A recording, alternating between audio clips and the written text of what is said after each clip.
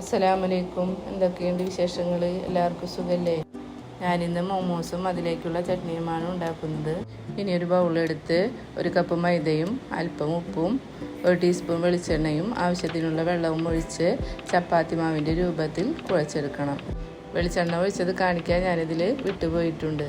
ഇനി ഒരു പാൻ എടുത്ത് അല്പം ഓയിലൊഴിച്ച് അതിലേക്ക് 1 ടീസ്പൂൺ ഇഞ്ചി, പച്ചമുളക്, വെളുത്തുള്ളി പേസ്റ്റ് ഇട്ട് കൊടുക്കും. ഇനി ഒരു സവാള ചെറുതായി അരിഞ്ഞതും കുറച്ച് മല്ലിയിലയും അല്പം ഉപ്പും ചേർത്ത് ചെറുതായി ഒന്ന് വഴറ്റി കൊടുക്കുക.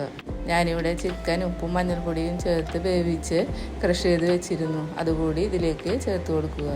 ഇനി ഇതിലേക്ക് 1 ടീസ്പൂൺ കുരുമുളക് പൊടിയും 1 ടീസ്പൂൺ സോയാ സോസും ഒഴിച്ച് നന്നായി യോജിപ്പിച്ചതിന് ശേഷം സ്റ്റവ് ഓഫ് ചെയ്യുക. ഇനി നേരത്തെ കുഴച്ച് വെച്ചിരിക്കുന്ന മാവ് ഓരോ ചെറിയ ബോളുകളായി ഉരുട്ടിയെടുക്കുക. ഇനി ഞാനിവിടെ പത്തിരി പ്രസ്സിലാണ് പരത്തിയെടുക്കുന്നത്. ഇനി ഇത് ഓരോന്നിലേക്കും നേരത്തെ തയ്യാറാക്കി വെച്ചിരിക്കുന്ന ഫില്ലിങ്ങിൽ നിന്നും ഓരോ ടീസ്പൂൺ നിറച്ച് വീഡിയോയിൽ കാണിച്ചിരിക്കുന്നത് പോലെ മോമോസിൻ്റെ രൂപത്തിൽ ഉണ്ടാക്കിയെടുക്കണം.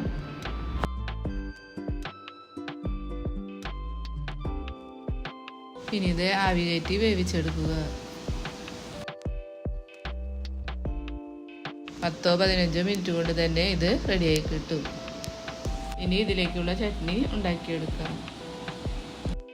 ഒരു മിക്സിയുടെ ജാറിലേക്ക് ഒരു വലിയ തക്കാളി, 3-4 വെളുത്തുള്ളി അല്ലി, 1/2 ടീസ്പൂൺ കാശ്മീരി മുളക് പൊടി, ആവശ്യത്തിനുള്ള ഉപ്പും ചേർത്ത് അരച്ചെടുക്കണം. ഇനി ഒരു പാൻ എടുത്ത് അല്പം ഓയിൽ ഒഴിച്ച് ഈ അരച്ചത് അതിലേക്ക് ഒഴിച്ചു കൊടുക്കുക.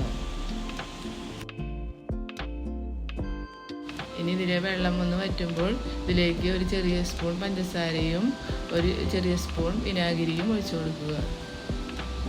ഇനി ഒരു സോസിൻ്റെ രൂപത്തിൽ തിക്കായി വരുമ്പോൾ സ്റ്റവ് ഓഫ് ചെയ്യാം.